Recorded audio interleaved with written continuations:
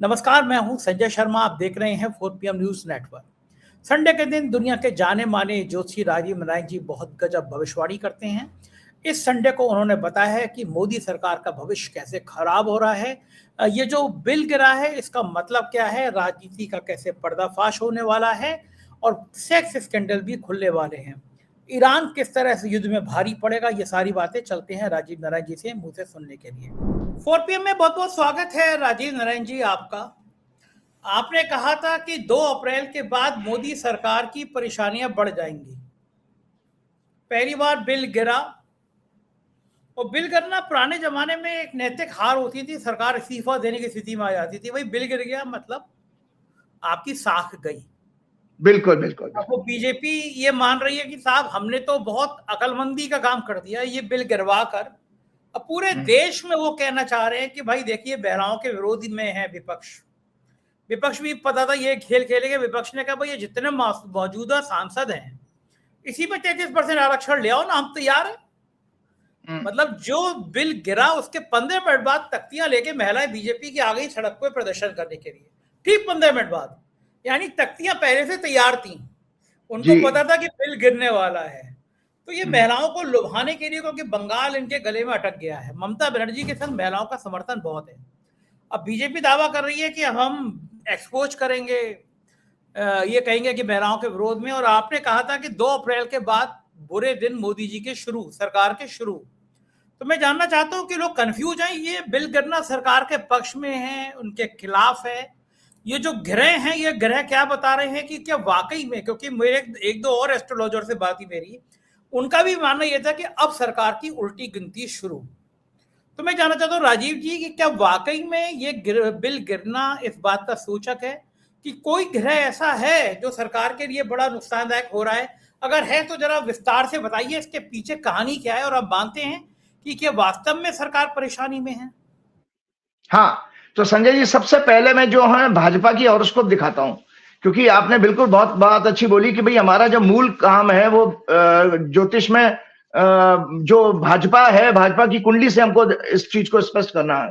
तो ये दर्शकों भाजपा की हॉरोस्कोप है, इसमें देख लीजिएगा। ये जो 6 अप्रैल 1980 को बनी थी, मिथुन लगन की हॉरोस्कोप में, इसमें संजय जी शुक्र जो है 12वें घर में बैठा है और चंद्रमा इसमें 6th हाउस में बैठा है।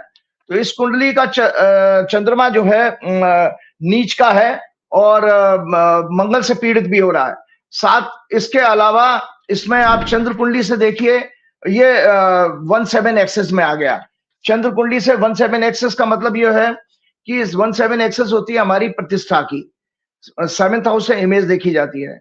और इंटरेस्टिंग पार्ट यह है दर्शकों, चंद्र में जो बात मैंने आपके प्रोग्राम में कही थी, वो प्रोग्राम था आपका 29 मार्च 2026 का, जिसमें मैंने पहले ही कह दिया था। क्योंकि 2 अप्रैल से संजय जी, क्यों 2 अप्रैल से कहा था?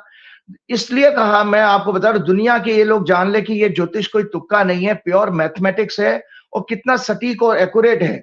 अब ये बात अलग है कि भी ये कहें कि हमने जानबूझ करके बिल गिरवा लिया या विपक्ष ने गिरा दिया। हम तो एक ज्योतिषी होने के नाते ग्रहों का प्रभाव आपको बता रहे हैं कि 29 मार्च की डेट जो है आपके 17 अप्रैल की वोटिंग से पहले की डेट है।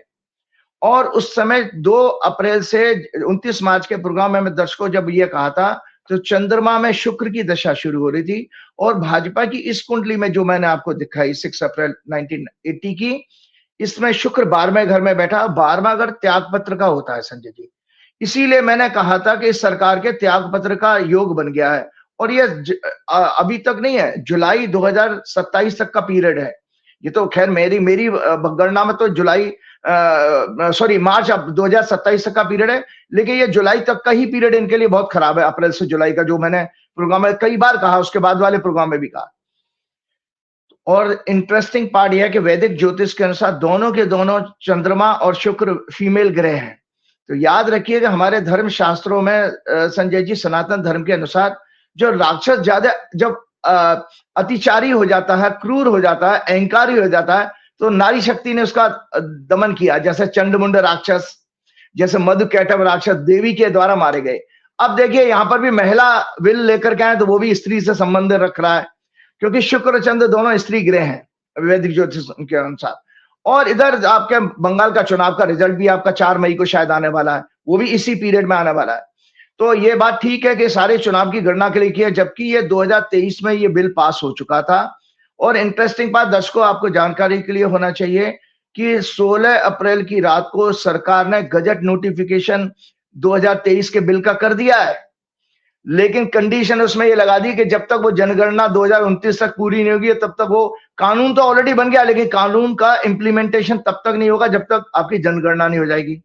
मतलब ये डर के मारे कर तो गए हैं, अब और इसका सच आगे का क्या है, सबसे बड़ी जानकारी दर्शकों को ये होनी चाहिए कि संजय जी एक राइटअप के अनुसार मैं ये शेयर कर रहा हूं क्योंकि ये पब्लिक के पास फिगर आ जानी चाहिए।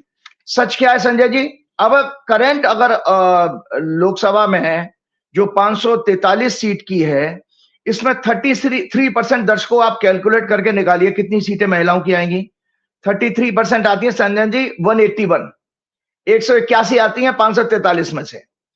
तो और जो प्रपोज जो इनका है 50% बढ़ा करके 816 सीट करना चाह रहे थे। इन्होंने क्या किया था, डिलिमिटेशन और जो यूनियन टेरिटरी एक्ट को क्या नाम है, अमेंडमेंट बिल को जो है साथ मर्ज कर दिया था। ये चालाकी इनकी थी कि महिला कोटा बिल, रिजर्वेशन बिल के आड़ में ये एक्चुअली में डिलिमिटेशन करना चाहते थे, जो कॉन्स्पिरेसी षड्यंत्र आ रहा है इनका। तो संजय जी 816 का 33% निकालिए संजय जी, वो फिगर आती है 272, 272। तो आज आप जो है 543 में से 33% जब निकलता है 181 और 816 अगर ये कर देते तो उसमें 272। ये महिलाओं के लिए कितना छलावा है, ये इसलिए मैं एक्सप्लेन कर रहा हूं, और सिंपल मैथमेटिक्स है। तो संजय जी सीटें कितनी बढ़ी, 181 से 172, मात्र 91 सीटें बढ़ी हैं, 91 सीटें बढ़ पाती हैं।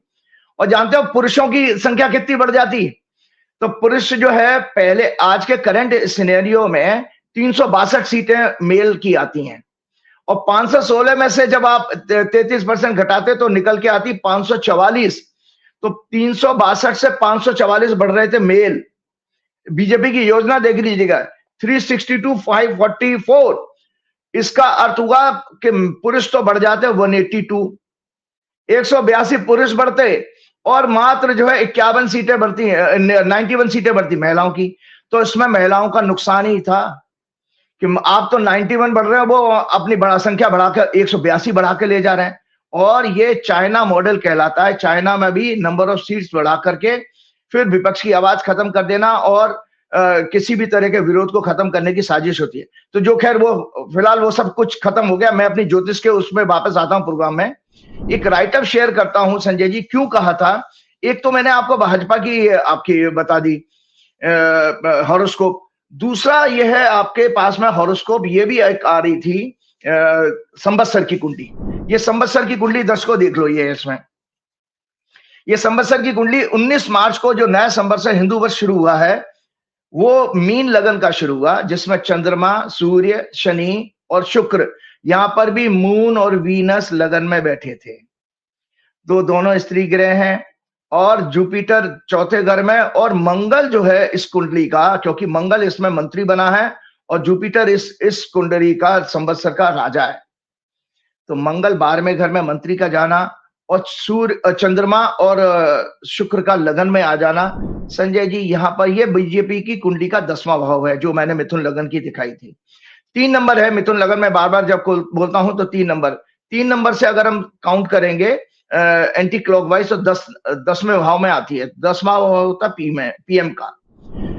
तो स्त्री का कोई कारण, स्त्री के कारण, चाहे वो ममता बनर्जी के द्वारा चुनाव में हरा दिए जाए नरेंद्र मोदी, क्योंकि नरेंद्र मोदी 2 बार पहले भी बुरी तरह हार चुके हैं। पिछला वाला चुनाव भी दीदी ओ दीदी करके कितना उन्होंने ड्रामा किया था। ममता बनर्जी की उससे भी ज्यादा सीटें आ गई थी जो उनके पिछले वाले लोग विधानसभा के चुनाव से।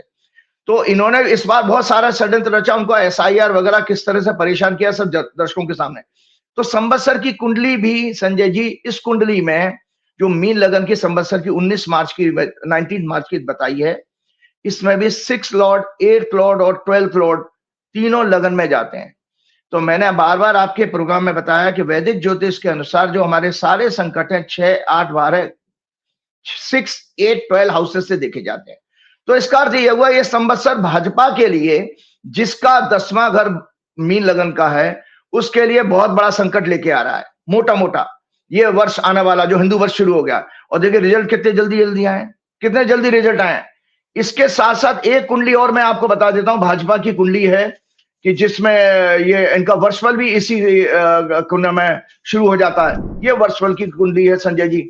इस वर्षफल की कुंडली में भी भाजपा के जो है मैं आगे प्रोग्राम में बताता हूं। तो एक राइटर शेयर करता हूं जिसके साथ हम अपनी स्टोरी को आगे बढ़ाते हैं। क्या ये है संजय जी राइटर, इसको जरूर शेयर कीजिएगा। और इसके अलावा मैं एक वो और हॉरोस्कोप आपके प्रोग्राम में डिस्कस करने जाऊंगा। हम लोग जब रिसर्च करते हैं संजय जी ज्योतिष में, तो जिस समय जैसे पार्लियामेंट का सेशन जब शुरू हुआ था, वो 16 तारीख को शुरू हुआ है इस बिल के ऊपर डिस्कशन करने के लिए। वो 11 बजे पार्लियामेंट का टाइमर डॉट लोकसभा की प्रोसीडिंग शुरू हो जाती है। तो हमने 11 बजे को एक घटना का जन्म का समय मान लिया। उस समय जो कुंडली बनाई उसके आधार पर भी हमने देख लिया था कि सरकार के लिए अपमान आ रहा है। और ये बात सच है कि देखिए कि पिछले 12 साल में बाद ऐसा मौका आया है, वो क्या नाम है, जो नरेंद्र मोदी के जीवन के लिए सबसे बड़ा जो है संकट का समय बना है।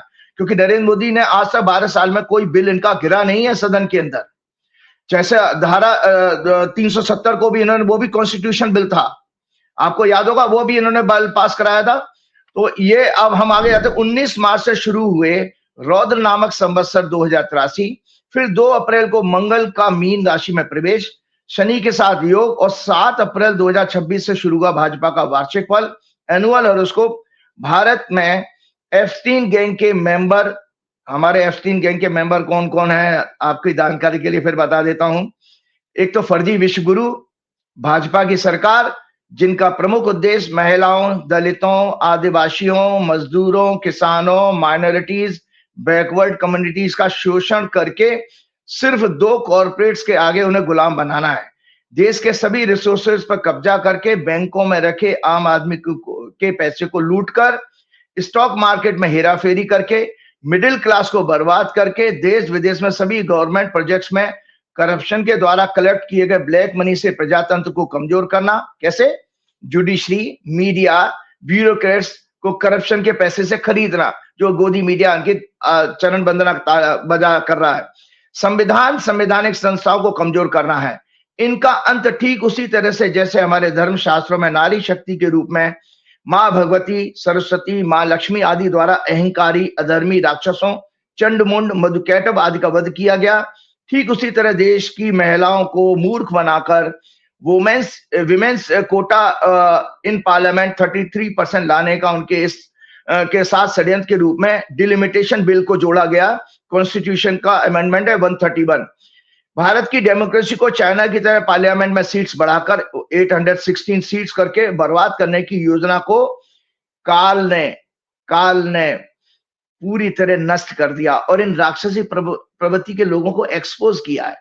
नरेंद्र मोदी का एप्स्टीन फाइल में नाम आने पर एक वरिष्ठ पत्रकार मधुकेश्वर द्वारा, डॉक्टर स्वामी द्वारा, मोदी के द्वारा महिलाओं के कई वर्षों तक शोषण, मतलब मोदी जी के ऊपर जो गंभीर आरोप है, मोदी जी आज तक जवाब नहीं दिया, ना उनको जेल में डाला है अभी तक, उन लोगों को, मधुकेश्वर को या उनको भी आज तक नहीं डाला है, कि इनको उन्होंने आरोप लगाया सेक्स अब्यूज करने का, के खुलासे पर पीएमओ में जुड़े एक मीडिया एडवाइजर जो 2006 से इनके साथ जुड़ गए हैं, हिरेन जोशी, उसकी एक चंडीगढ़ की महिला मित्र का पीएमओ, कई इंडियन एम्बेसीज में इंटरफियरेंस, भारत के कई सरकारी प्रोजेक्ट्स को मैनिपुलेट करना, एक प्रभावशाली मंत्री पुरी, उनकी बेटी का जॉर्ज सोरोस के फंड्स के द्वारा हजारों करोड़ रिश्वत लेना, फाइनेंशियल सपोर्ट लेना, भाजपा के कई मंत्रियों नेताओं द्वारा महिलाओं के रेप, यौन शोषण आदि पर, यूनिवर्सिटीज में छात्राओं पर पुलिस का लाठीचार्ज, अंकिता भंडारी केस, हाथरस कांड, उन्नाव कांड, नासिक में ज्योतिषी जो भाजपा का ही समर्थन प्राप्त था, ज्योतिषी था नहीं वो आपका एस्ट्रोलॉजर जिसने महिलाओं का शोषण किया, उसने भी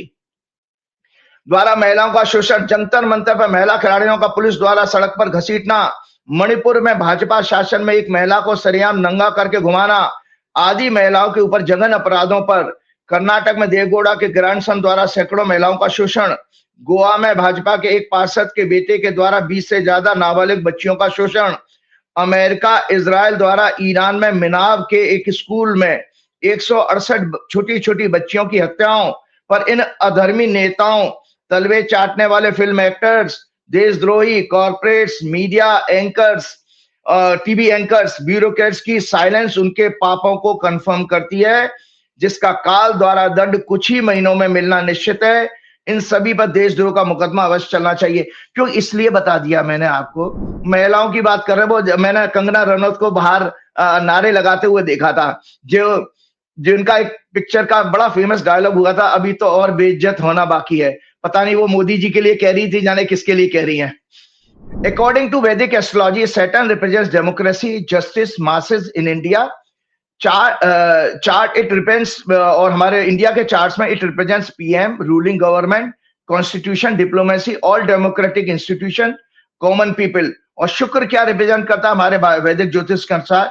women, love, sex, marriage, actors, glamour world, entertainment, gambling, public festivals, modelling, photography, sports, hobbies, hotel, restaurants, enacting of righteous law. जो जितने भी नए लॉ बनाए जाते हैं उसको भी वीनस से ही देखा जाता है।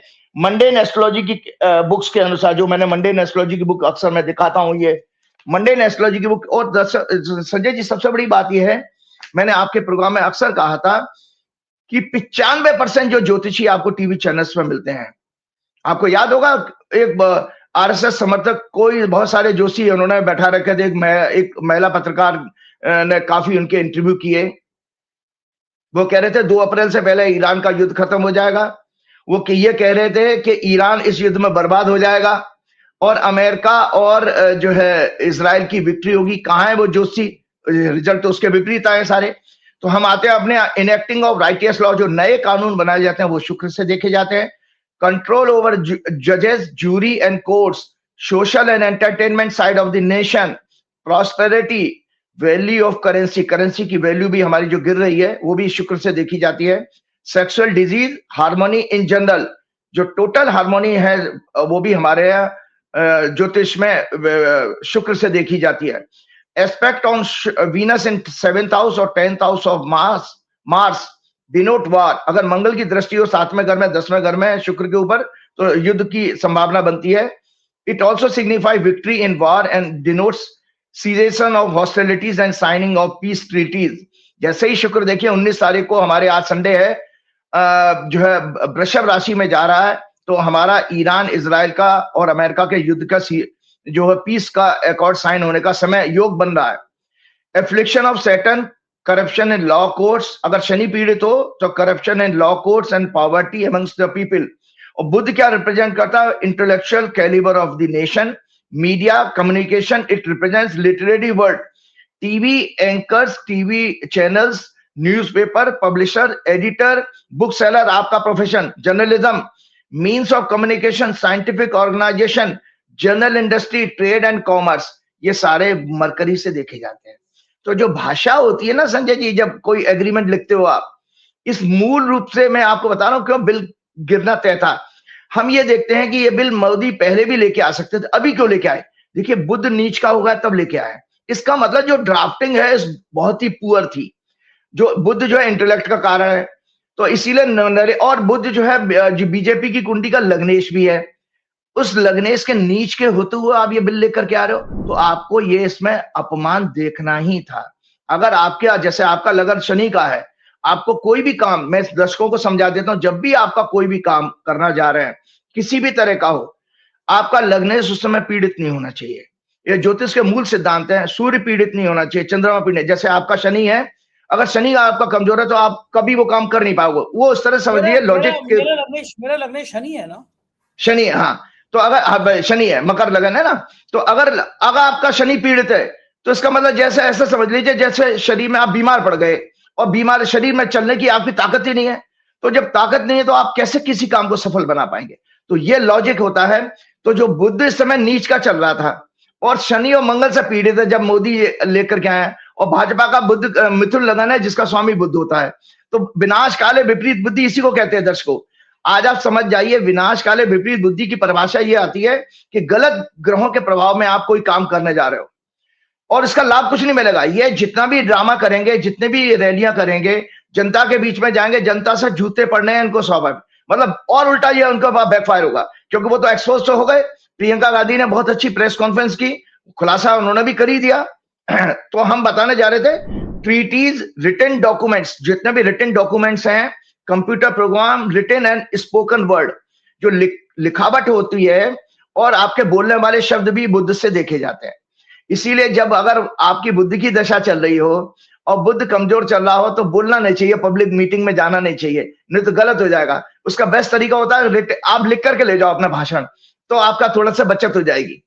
ठीक है, अब आता Brihaspati. Brihaspati lawyer and advocates को, जुडिशरी को, रिलीजियस प्लेसेस को, बैंक्स, ट्रेजरी, फाइनेंस, रेवेन्यूज को, और planet of good fortune, prosperity, lavish spending, loans, lotteries, wealth, capitalism, business in general, sports, children, birth rate, ministry of foreign affairs, deputation to foreign countries and diplomats, इनको represent करता है बृहस्पति देवगुरु। तो ये संजय जी नीचे हाथ से बनाई हुई कुंडली है, ये दर्शक ध्यान रखें कि जब ये 16 अप्रैल को 11 बजे जब सदन शुरू होता है, पार्लियामेंट सेशन, उस समय ये कुंडली निकल के आई, मिथुन लगन की कुंडली थी। तीसरे घर में केतु था और 10वें भाव में मंगल, शनि, चंद्रमा और बुध थे। सूर्य और वीनस जो है 11वें भाव में थे, और मंगल 6वें घर का लॉर्ड विवाद का होता है। शनि इस कुंडली का 8वें घर का लॉर्ड है जो मृत्यु का होता है, परिवर्तन का, लॉस का है। नक्षत्र था उत्तरा भाद्रपद। होरा भी बुध का ही इन्होंने चुना था, और उस समय दशा चल रही थी Mangal, Shani, Rahu, Ketu, all were in close degree. नीच का बुध जो है नीच का होकर 6 लॉर्ड मंगल और 8 लॉर्ड शनि से पीड़ित था। मंगल बुध भी शनि के नक्षत्र में, लग्नेश नीच का और पाप ग्रहों के प्रभाव में, और दूसरा द्विसंभाव राशि थी, मतलब डुअल साइन था। इसका अर्थ ये निकल के आता है। और प्लेनेटरी दशा उस समय भारत की क्या थी, ये दर्शकों राइटअप है आपके सामने। प्लेनेटरी दशा ऑफ इंडिया थी फॉर्म डाउन 15 अगस्त 1947। वृषभ लगन की भारत की कुंडली है, कर्क राशि, Mars, Rahu, Jupiter, mercury. Mars Lord of 12th house indicates humiliation, मतलब सरकार का ह्यूमिलेशन बता रहा था। मार्स राहु दोनों 212 एक्सिस में है भारत की कुंडली में, दोनों ग्रेट एनिमी भी हैं। जुपिटर विवाद के 6th हाउस में है और 8th लॉर्ड होकर के 10th हाउस को करंट पोजीशन में देख रहा है ट्रांजिट में। राहु ट्रांजिट में कुंभ राशि में गोचर कर रहा है, जो रूलिंग गवर्नमेंट के हाउस से ट्रांजिट कर रहा है। शुक्र, बुध, चंद्र, शनि सभी भारत के नेटल चार्ट में 10th हाउस से 6th हाउस यानी 3rd हाउस में है। डिस्कशन शुरू होने के समय मिथुन लगन जो बीजेपी की जन्म कुंडली का लग्नेश है, नीच का होकर 6 लॉर्ड 8 लॉर्ड शनि से पीड़ित था। और बीजेपी की वर्तमान दशा मून, वीनस, जुपिटर, मून की चल रही है। जन्म की कुंडली में मून नीच का और विवाद के भाव में है। ट्रांजिट में वो 6 लॉर्ड 8 लॉर्ड से पीड़ित था। लग्नेश बुध नीच के भी पीड़ित थे, लग्न डुअल साइन था और होरा भी बुध का था। और इंडिया के चार्ट में शुक्र फीमेल सेक्स लव 12वें भाव में गोचर कर रहा है अभी। तो 12वां घर हम हमेशा आपको बताते हैं अपमान का होता है।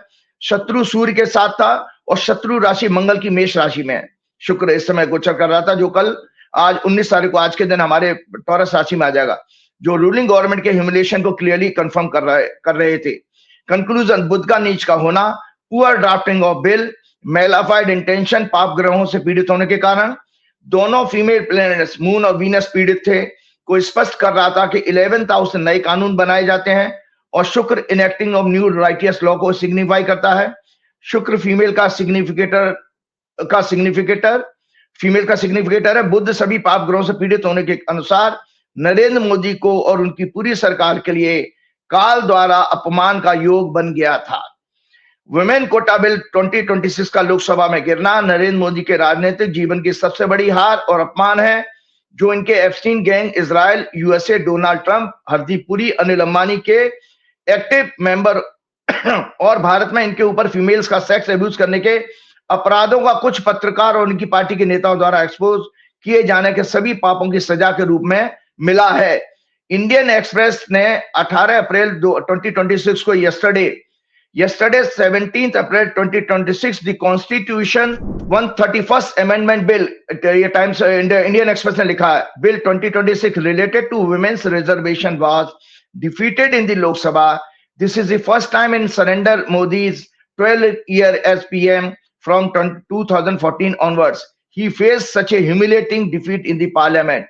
वैसे तो रामायण काल के राक्षस काल ने भी जिसे अलग अलग रूप बदलने का वरदान प्राप्त था और जिसकी हत्या का स्वयं श्री हनुमान जी द्वारा की गई, दुर्योधन, कंस, हिरण्याकश्यप आदि अन्य राक्षसी गुण वाले इस बेहद घटिया सोच, अधर्मी नेता, सदैव झूठ बोलने वाला, फर्जी विश्वगुरु, कपटी, चुगली करने वाला, समाज में भेदभाव करके देश को बर्बाद करने वाला, पैर के नाखून से लेकर सिर के बाल तक ये भ्रष्ट नेता morality, ethics, respect of constitution की उम्मीद पर रखना तो उसको व्यर्थ है, क्योंकि अगर इनके स्थान पर इंडिपेंडेंट इंडिया के पिछले great leaders including Atal Bihari Vajpayee जैसे व्यक्तित्व वाले लोगों की तरह 1% भी नैतिकता होती, जो पिछले नेता हमारे प्रधानमंत्री हुए हैं देश में और इंक्लूडिंग अटल बिहारी वाजपेयी, उनकी बराबर 1% भी नैतिकता होती तो ये बिल गिरने के तुरंत बाद ये रिजाइन करके झोला उठाकर राजनीति से संन्यास ले लेता ये फर्जी विश्वगुरु।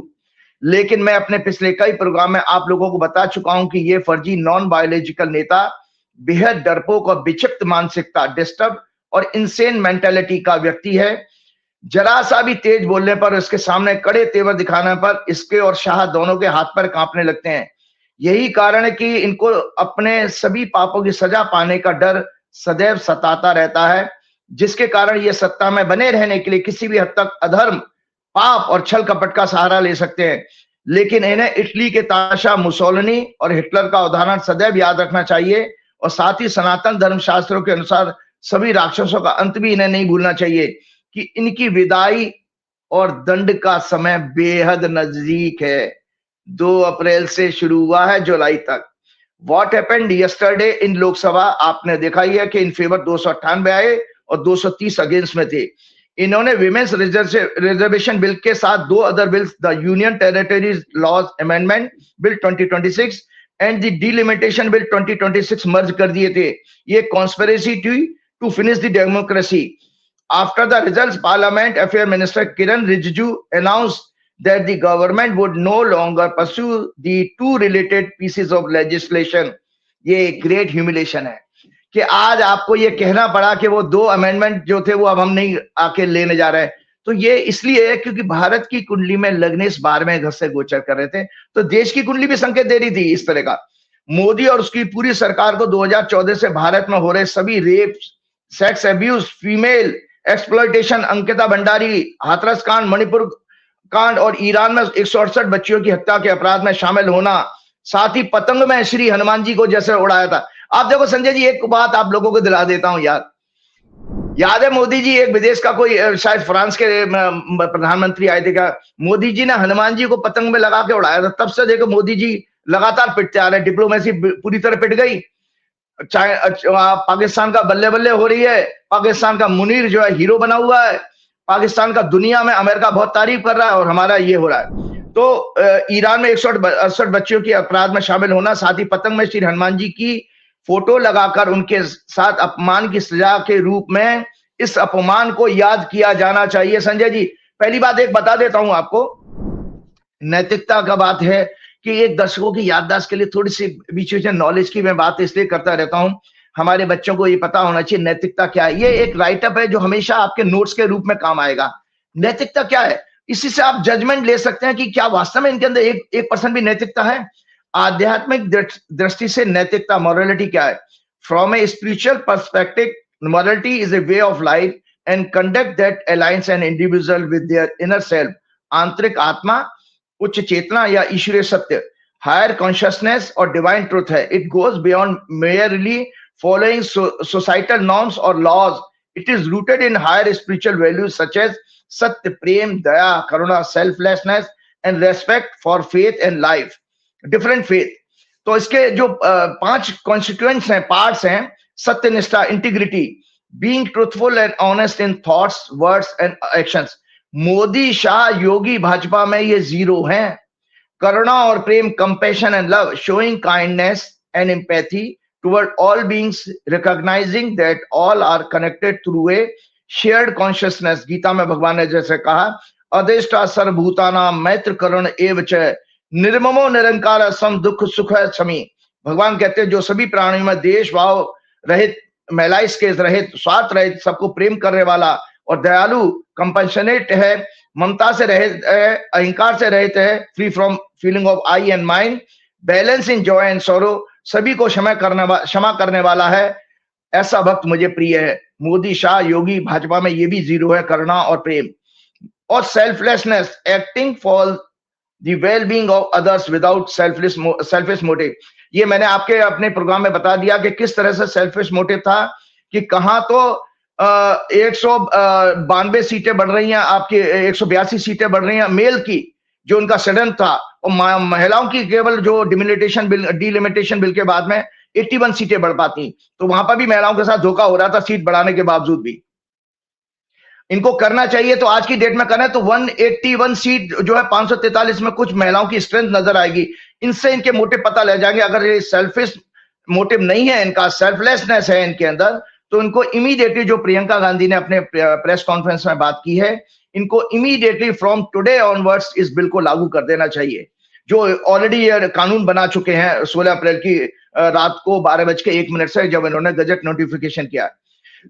और self discipline, controlling the senses and mind to progress toward higher और स्पिरिचुअल गोल्स, सार्वभौमिकता, universal unity, believing that all beings and nature are interconnected, thus avoiding harm through one's action, वसुधैव कुटुंबकम। देशवासी चिंतन करें, क्या मोदी, अमित शाह, योगी या भाजपा सरकार और पार्टी और आरएसएस में नैतिकता के नाम के इनमें से कोई भी सिद्धांत इनके पास हैं क्या? तब तो आप नैतिकता की बात करें कि जो वाजपेयी जी की, इनकी जगह वाजपेयी जी होते, इमीडिएटली उसी समय जैसे बिल इनका गिरा था या रिजाइन कर देते। देखिए, एक और मैं चीज आपके सामने शेयर करने जा रहा हूं। सदैव असत्य बोलने वाला नेता देश और समाज का कभी भला नहीं कर सकता। जो व्यक्ति सदैव झूठ बोलता है वह खुद को धोखा दे रहा होता है, वह अपनी बनाई दुनिया में जीता है। यह व्यक्तित्व की गहरी असुरक्षा का संकेत हो सकता है, जो नरेंद्र मोदी के अंदर और डोनाल्ड ट्रंप के अंदर, दोनों के अंदर है। Lying can be a symptom of several mental disorder. इसके लक्षण है lies to exaggerate self importance, खुद को बड़ा दिखाना, और ग्रैंडियोसिटी, लैक ऑफ एम्पैथी, अहंकार, सहानुभूति की कमी, लाइज टू डिसीव और हार्म अदर्स, दूसरों को धोखा देना, हानि पहुंचाना, बदले की भावना, lack of guilt, law breaking, lies to gain attention और रिजेक्शन, ध्यान आकर्षित करना, इमोशनल इनस्टेबिलिटी, सुसाइडल टेंडेंसी और थ्रेट। ये मेगलोमेनिया नाम की बीमारी है जो लगभग सभी तानाशाहों में होती है। इसमें व्यक्ति अपने बारे में अत्यधिक बड़ा चढ़ाकर सोचता है, नॉन बायोलॉजिकल कहते हैं ना मोदी जी, और बोलता है। वह खुद को असाधारण, नॉन बायोलॉजिकल रूप से शक्तिशाली, महत्वपूर्ण या ईश्वर समान मानने लगता है। जैसे डोनाल्ड ट्रंप का देखा, वो जीसस क्राइस्ट बन के आ गए, मान लगता है। उसे भ्रम पैदा हो जाता, डिल्यूजन, जैसे मैं ही सब कुछ कंट्रोल कर सकता हूं या मेरे बिना दुनिया चली ही नहीं सकती है। ऐसे लोग सदा निंदा करते हैं, कटु वचन बोलते हैं, दूसरों को नीचा समझते हैं। इन्हें क्रेविंग फॉर पावर होती है, अर्थात अनकंट्रोलेबल डिजायर फॉर अथॉरिटी और fame. They are detached from reality and refuse to accept mistakes. Hitler, Mussolini, Kim Jong, Saddam, Trump, Modi ji, ये सभी लगभग इसी तरह की बीमारियों से ग्रस्त है। तो संजय जी, एक चीज और बता, मोदी जी का सडन, मैंने सक्सेसफुल प्रेडिक्शन एक और की थी मैंने आपके बीच में। एक मैं आगे बात करता हूं, जो मैंने संवत्सर की कुंडली दिखा दी और इनकी आपके जो है हॉरोस्कोप दिखाई है। ये जो है भाजपा का वर्षफल है, जिसमें भाजपा के वर्षफल में ये सरकार जाने का इसमें भी योग बना हुआ है 7 अप्रैल का। एक प्रेडिक्शन और की थी संजय जी मैंने 22 मार्च के आपके प्रोग्राम में, 22 मार्च का प्रोग्राम, क्योंकि 18 मार्च को मैं ईरान के एम्बेसी में मैं गया था, जब उन्होंने कल्चरल एम्बेसी में जब मुझे बुलाया था। और मैंने उसमें क्यों कहा था, ये आज मैं दर्शकों को बताना चाहता हूं कि उसमें मैंने ईरान के ऊपर जब पहला अटैक हुआ था 28 फरवरी को, और तेहरान का टाइम था 6:35 AM। उस कुंडली के अनुसार, ये दर्शकों ये कुंडली है, उस कुंडली के अनुसार जो है दर्शकों ये हॉरोस्कोप है, जब ईरान के ऊपर अटैक हुआ था। उसमें कैलकुलेशन करके जो मैंने जो है अपना इन लोगों को जो है बताया था, वहां पर भी 18 मार्च को बोल के आया, और आप लोगों के प्रोग्राम में भी मैंने कहा था, successful prediction on stopping cease fire the war between Israel, Iran, USA during the program on 22 March 2026। मैंने अपने 22 मार्च 2026 के प्रोग्राम में ईरान के ऊपर फर्स्ट अटैक के मोमेंट पर 28 फरवरी at 6:35 AM तेहरान पर prepared horoscope planetary combination Aquarius लग्न बना था और कैंसर साइन का, के बेस पर प्रेडिक्ट किया था कि मुंडेन एस्ट्रोलॉजी के अकॉर्डिंग वार 7th हाउस से देखा सिग्निफाई होता है। और जिस समय फर्स्ट स्ट्राइक की गई थी 7th हाउस में लियो साइन था, जिसका रूलर सन है होता है, और उसमें केतु पर मंगल, राहु, मरकरी, वीनस, सन सभी की एस्पेक्ट पड़ रही थी और अंगारक योग बन रहा था, जिसके कारण फर्स्ट स्ट्राइक में ईरान के सबसे बड़े धार्मिक नेता अयातुल्लाह खामनेई सहित इंपॉर्टेंट पॉलिटिकल लीडर्स और मिलिट्री ऑफिसर्स की हत्या हो गई। बुध इस हॉरोस्कोप का 5th लॉर्ड है, जो एजुकेशन और जैन जी को सिग्निफाई करता है। वीनस फीमेल्स का सिग्निफिकेटर है, इसीलिए इस स्ट्राइक में निर्दोष 168 स्कूल गोइंग गर्ल्स की निर्मम हत्या हो गई थी। इस कुंडली में जो संजय जी 5वां घर विद्यार्थियों का होता है और वीनस जो है फीमेल का सिग्निफिकेटर है, और ये इसी एक्सेस में, वॉर की एक्सेस में फंसा हुआ था। इसीलिए 5वां घर एजुकेशन का मतलब कॉलेज, स्कूल, ये बहुत टेक्निकल चीज आप दर्शकों को समझाना कि कैसे उस कंक्लूजन, ये बच्चियां मरी क्यों, तो इसके कारण और फीमेल होने के कारण ये बच्चियों 168 बच्चियों की हत्या हो गई, जो निर्मम हत्या हुई बिना वजह के। मैंने कहा था कि जब 15 अप्रैल से सन, ये क्यों कहा था कि सूर्य 15 अप्रैल से मेष राशि में जा रहा था, क्योंकि सूर्य उसके बाद कुंभ राशि के बाद में पहुंचा मीन राशि में, वहां भी शनि से पीड़ित हो गया। तो सन का जो गोचर होता 30 दिन का होता, 30 डेज, एक 16 डे एक दिन चलता है ना, 1 डिग्री 1 मिनट 1 डिग्री 1 दिन में चलता है सन। मैंने 15 अप्रैल से सन सभी पाप ग्रहों से फ्री हो जाएगा और अपनी उच्च की राशि एरीज में प्रवेश करेगा, तभी ही इस युद्ध के खत्म होने की, रुकने की पॉसिबिलिटी बनेगी। कोई डील या एग्रीमेंट साइन होगा, जिसके समाचार पिछले वीक से लगातार हम लोगों को मिल रहे हैं कि इस्लामाबाद में अगेन डिस्कशन होने जा रहा है सीज फायर के लिए। ये शुभ पीरियड 15 अप्रैल 2026 से 14 मई 2026 तक रहेगा। संजय जी, आपको ये बता देता हूं, ये वीडियो जरूर उस प्रोग्राम की छोटी छोटी मेरे जर्नलिस्ट फ्रेंड ने शेयर की हैं, बनाई हैं, वो जरूर अपने प्रोग्राम में लगाइए। 22 मार्च की है और एक 29 मार्च में, जो इसमें मैंने प्रेडिक्ट किया था कि नरेंद्र मोदी जी के लिए 2 अप्रैल से अपमानजनक समय शुरू हो रहा है, उनकी सरकार जाने का योग है। ये दोनों छोटी छोटी क्लिप 22 मार्च और 29 मार्च की अपने ऑफिस में बोलिए लगाएंगे। आपको इस युद्ध को खात्मा कब देखते हैं, खत्म होने की संभावना कब देखते हैं? तो मैंने कहा देखिए, इसमें एक मेरे पास एक कैलकुलेशन ये है कि जब ये युद्ध शुरू हुआ था 28 फरवरी को सुबह 6 बजे तेहरान के ऊपर जो मेरी कुंडली बनी, वो कुंडली थी कुंभ लगन की कुंडली, और उस कुंडली में के अनुसार मैं एक संकेत देख सकता हूं, क्योंकि ये हर एक की कुंडली, ईरान, अमेरिका और इजराइल तीनों की कुंडली को कंबाइंड स्टडी करके ही बताया जा सकता है। तो इसमें मैंने अपनी एक कैलकुलेशन उनको बताई है कि इस युद्ध की रुकने की संभावना 15 अप्रैल से पहले मुझे अपनी मेरी गणना में दिखाई नहीं दे रही है दर्शकों, इसलिए क्योंकि इस जो 28 फरवरी 2026 को हॉरोस्कोप जो मैंने आपको दिखाई है 7th हाउस से मंडेन एस्ट्रोलॉजी के अनुसार वॉर देखा जाता है। तो जब तक 7th हाउस अभी भी पीड़ित है और आगे भी पीड़ित रहेगा, राहु केतु के बीच में है। पहली बात तो मंगल इस एक्सेस को छोड़ेगा 2 अप्रैल को, साथ में जब 7th लॉर्ड किसी तरह इंप्रूव होगा, सूर्य 7th लॉर्ड है सूर्य, तो तब जाकर के वो 15 अप्रैल के बाद जब सूर्य मेष राशि में जाएगा, तब मुझे वहां दिखता है कि ये इस वॉर में कोई समझौते की कंडीशन तैयार होंगी और वॉर खत्म होता हुआ दिखाई देगा। तो आपने देखा कि 17 सितंबर 1950 को व्यक्ति जो पैदा होता है उसका सूर्य पीड़ित, उसका चंद्रमा पीड़ित और शनि शुक्र का कॉम्बिनेशन। अब इनका ग्रह दशा आ गई संजय जी कि इनके लिए बड़ा खराब समय आ गया, जो महोदय की कुंडली में डिस्कस कर रहा हूं।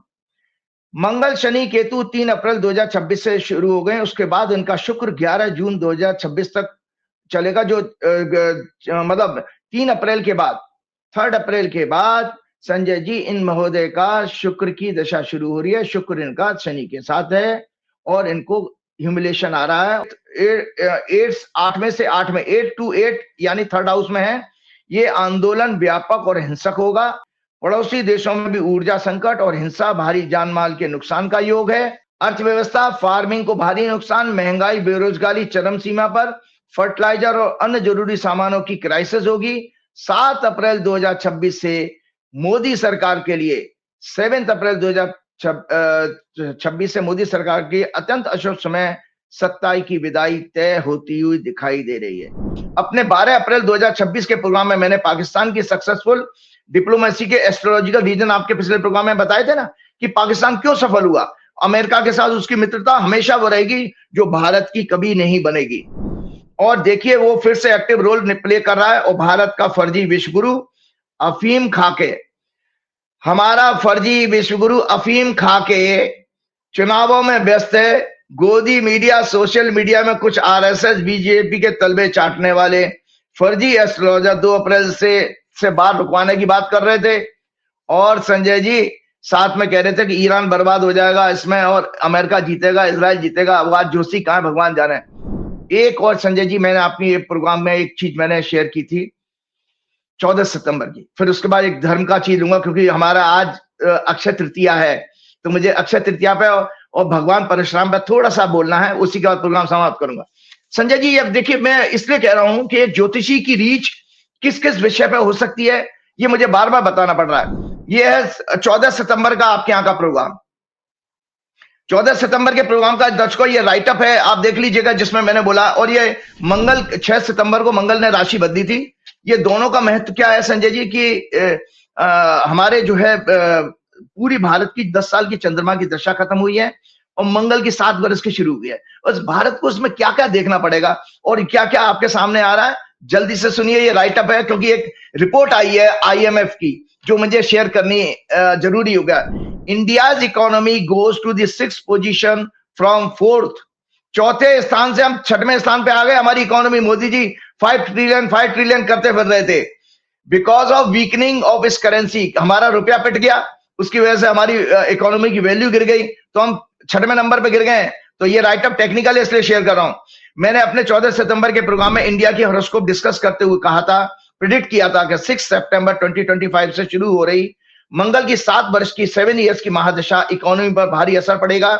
ये घटेगी, साथ ही रुपया कमजोर होगा, FDI घटेगी, total economy, trade, commerce, stock market, corporates and banks and all financial matter के लिए 7 ईयर्स बहुत खराब प्रूव होंगे, क्योंकि मंगल 12th लॉर्ड होकर के अपमान, disgrace, loss, tariff, foreign influence and jail, ये 12वें घर से देखे जाते हैं।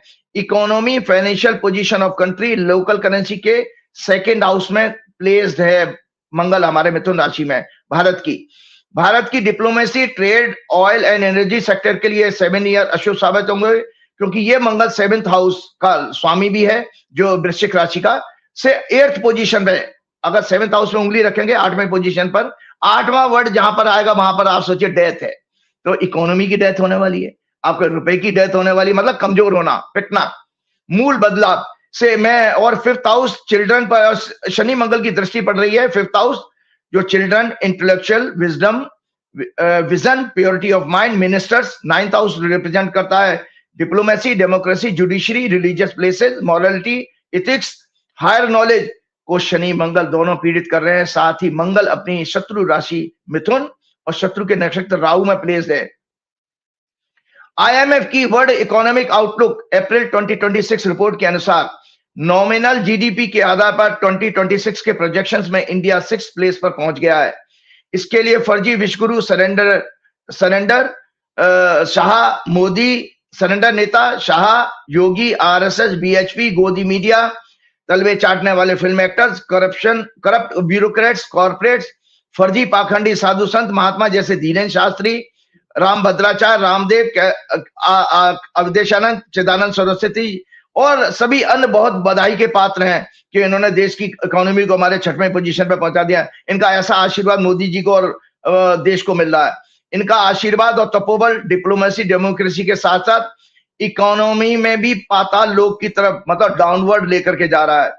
भारत की छवि बेहद खराब हो रही है वर्ल्ड की जियोपॉलिटिक्स में, और वो केवल USA, इजराइल के सामने पूर्णतः सरेंडर देश के रूप में देखा जा रहा है, जबकि पाकिस्तान का परचम डिप्लोमेसी में शिखर पर है।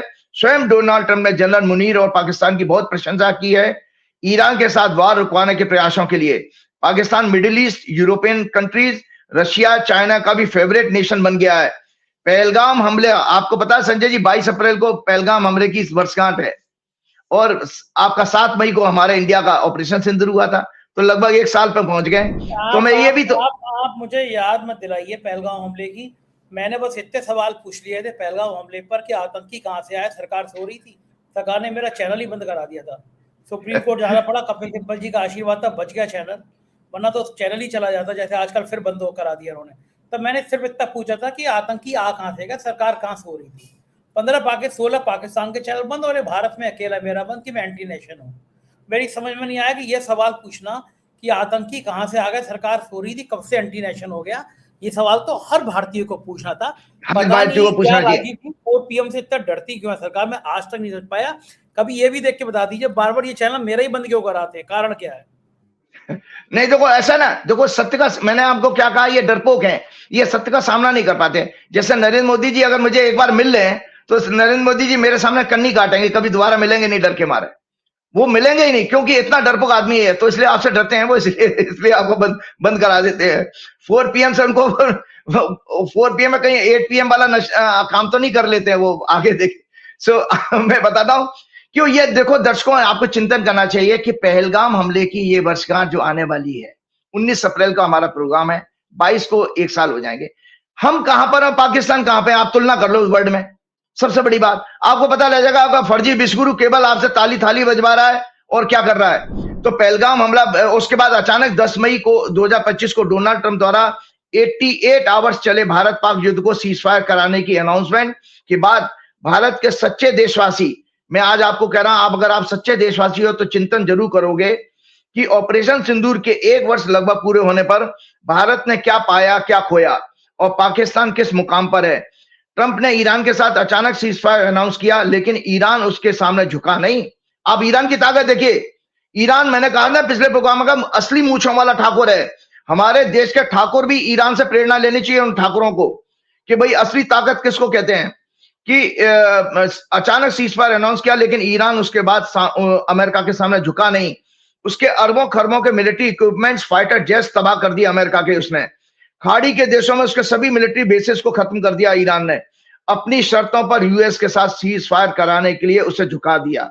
जबकि भारत एडवांटेज में होने के बावजूद भी, उस समय हम 7 मई को हमारी मिलिट्री ने इतना बढ़िया काम किया था, हमारे जाबाज सैनिकों ने, हम एडवांटेज में थे उस समय, लेकिन उसके बाद मोदी जी ने क्यों सीज फायर कर दिया ये भगवान जाने, ये वो मोदी जी बता सकते हैं। साथ बिना कुछ हासिल किए सीज फायर कर बैठे हम, और हमारा फर्जी विश्वगुरु मौन व्रत रख करके अभी तक बैठा हुआ है। ट्रंप द्वारा लगातार 100 से ज्यादा बार सीज फायर कराने का स्टेटमेंट और उसका अपमान सह रहा है हमारा विश्वगुरु। इसके साथ और चीजें, यह देखिए, ये राइटअप है, देखिए विश्वगुरु का, कि ये जो भारत की हॉरोस्कोप में, या दर्शकों जाते जाते विश्वगुरु का आगे आने वाला समय आप देखते जाइए कि इस विश्वगुरु को क्या क्या देखना पड़ेगा इसके अंदर।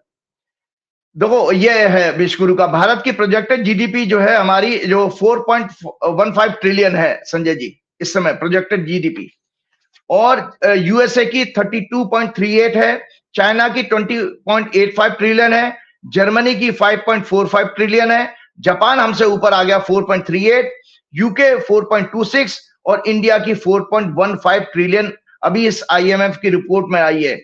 और ये सब भारतीय रुपए के तेजी से गिरने के कारण हुआ। 2024 में 84.5 था और 2026 में 93 के आसपास पहुंच गया। याद रहे, इंटरनेशनल ट्रेड या विदेशी कर चुकाने के लिए नॉमिनल जीडीपी ज्यादा रेलेवेंट है, क्योंकि ट्रेड यूएसडी में होता है, मतलब अमेरिकन डॉलर में होता है। परचेजिंग पावर पैरिटी में इंडिया अभी भी 3rd पोजीशन पे, क्योंकि हमारे यहाँ भारत में चीजें सस्ती हैं और असली खरीदने की ताकत उसी से देखी जाता है।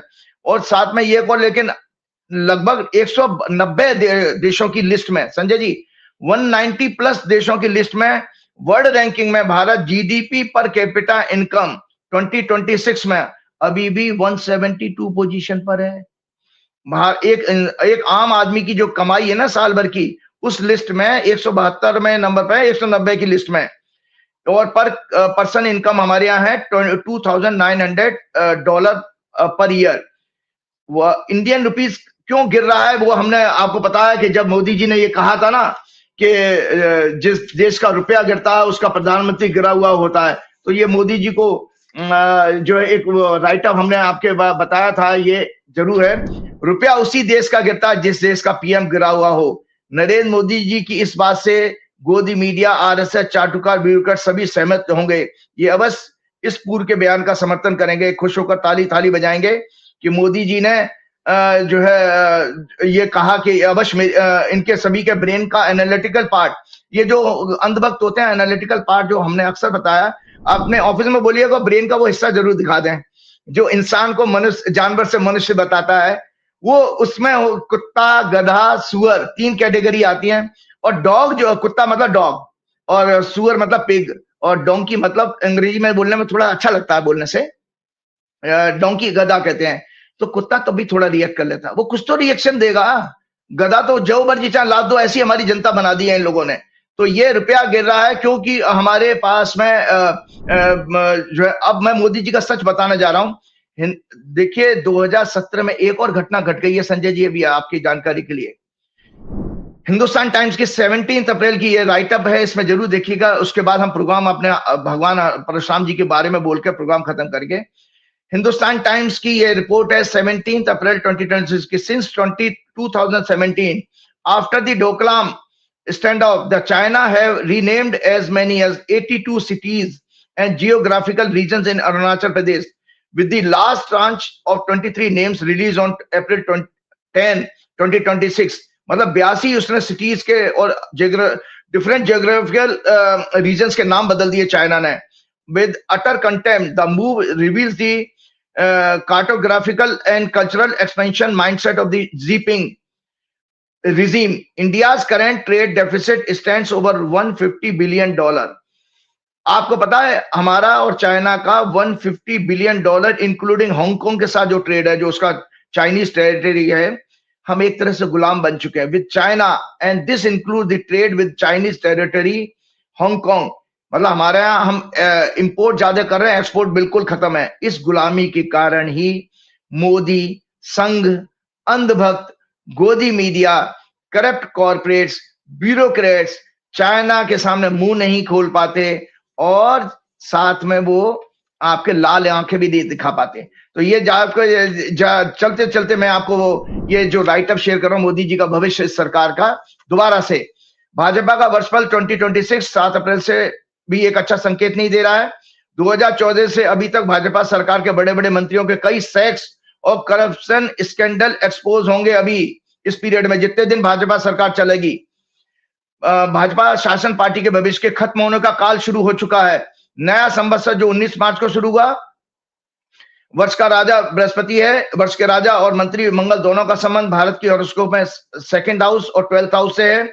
अतः कई बैंक्स के फ्रॉड के चलते बंद होने का योग, कॉर्पोरेट्स के करप्शन स्कैंडल, विदेश में उनके ऊपर कानूनी कार्रवाई, जेल जाने का योग, उनके विदेशों में चल रहे कई प्रोजेक्ट्स पूरी तरह बर्बाद होंगे, विदेशी निवेश, करंट अकाउंट डेफिसिट बढ़ेगा, एक्सपोर्ट बर्बाद होगा, जीडीपी घटेगी।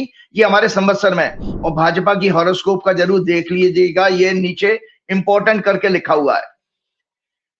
ये संवत्सर भाजपा की हॉरोस्कोप के 10वें भाव में उदय हो रहा है, जिसमें 6 लॉर्ड, 8 लॉर्ड, 12 लॉर्ड सभी का प्रभाव है। अर्थात सत्ता, नरेंद्र मोदी के भविष्य को खतरा, सेक्स स्कैंडल उनके जीवन, राजनीतिक जीवन को पूरी तरह खत्म कर देंगे। उनके कई खुलासे एक्सपोज होंगे, इनके ब्लैक मनी, मनी लॉन्ड्रिंग, विदेशों में कई प्रोजेक्ट्स के करप्शन, आर्म्स परचेज में करप्शन के केसेस पब्लिक डोमेन में आएंगे। अतः मोदी सरकार का जुलाई तक समय काटना अत्यंत कष्टकारी है। उससे पहले ही उनके सरकार के जाने का संकट गहरा होता चला जाएगा, जिसका कि काल ने संकेत आपके 17 अप्रैल की वोटिंग में संसद में दे दिया, जो 12 साल बाद उनको जबरदस्त तमाचा पड़ा है, जो उनके गुजरात पीरियड में भी कभी नहीं पड़ा था। तो नरेंद्र मोदी के 22 जो 2002 से राजनीतिक कैरियर शुरू हुआ, उसका जबरदस्त अच्छा वो उसको जानबूझ कर किया, उससे हमारा लेना देना नहीं है। हम ये देख रहे हैं कि गिरोह ने वो अपमान कराया ही कराया। इनके खिलाफ देश की अदालतों में एक केस भी फाइल होना चाहिए। और अब चलते चलते मैं अपने आध्यात्मिक विषय में जो मेरे हृदय के बहुत नजदीक है, संजय जी, आज अक्षय तृतीया है, और अक्षय तृतीया का मायने भी लोग गलत निकालते, लोग सोना चांदी खरीदते हैं, लेकिन जब हम वर्ड के मीनिंग पर जाते हैं तो अक्षय का मतलब नहीं समझते हैं। अक्षय का मतलब जो होता है जिसका क्षय ना हो, जो कभी खत्म ना हो।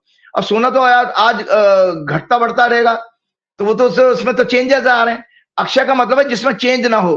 पैसा खरीद लो, कोई सामान खरीद के लाओ, और मार्च जितनी भी आपके अखबार भरे पड़े होंगे कॉमर्शियल प्रोडक्ट से, वो अक्षय तृतीया को खरीदने की बात करें। लेकिन हमको अपने धार्मिक शास्त्र ग्रंथों का संदेश जानकारी होनी चाहिए, इसलिए मैं ये राइटअप ये टेक्निकल है और शेयर करने के साथ अपना प्रोग्राम खत्म करेंगे। ये अक्षय तृतीया वैशाख मास के शुक्ल पक्ष की तृतीया तिथि को मनाई जाती है। इसे आखा तिथि भी कहते हैं, तीज भी कहते हैं, आखा तीज। अक्षय का अर्थ है जिसका कभी क्षय ना हो, अर्थात अनंत, अटूट और शाश्वत। शास्त्रों के अनुसार इस दिन किए गए कोई भी शुभ कार्य, शुभ कर्म, दान, जप, तप, हवन, स्वाध्याय या पूजा का फल अक्षय अनंत होता है। यह दिन स्वयं सिद्ध मुहूर्त माना जाता है। आध्यात्मिक महत्व है इस दिन का। इस दिन भगवान विष्णु और लक्ष्मी का पूजन, गंगा स्नान, पितरों का तर्पण व पिंडदान आदि किया जाता है। इस दिन हमको गीता, विष्णु सहस्त्रनाम, राम रक्षा स्तोत्र, हनुमान चालीसा को सिद्ध करना चाहिए। सबसे आसान है, कोई भी मंत्र सिद्ध कर सकते हैं, क्योंकि वो कभी क्षय नहीं होगा, उसकी आध्यात्मिक शक्ति आपके अंदर कभी कम नहीं होगी। जप, तप, दान, यज्ञ, हवन, आत्मज्ञान करने का प्रयास। आत्मज्ञान होता है, आप अपने शास्त्रों में उपनिषद को पढ़िए, कम से कम मैं कौन हूं, मैं क्यों आया हूं, इस ज्ञान को जानने की अवश्य कोशिश करिए। केवल नरेंद्र मोदी को फॉलो करते करते जीवन बर्बाद हो जाएगा, फिर आपको वही जानवरों वाला गधा, घोड़ा और सुअर वाली कैटेगरी का जन्म मिलेगा, जो 5% दिमाग वाले हैं।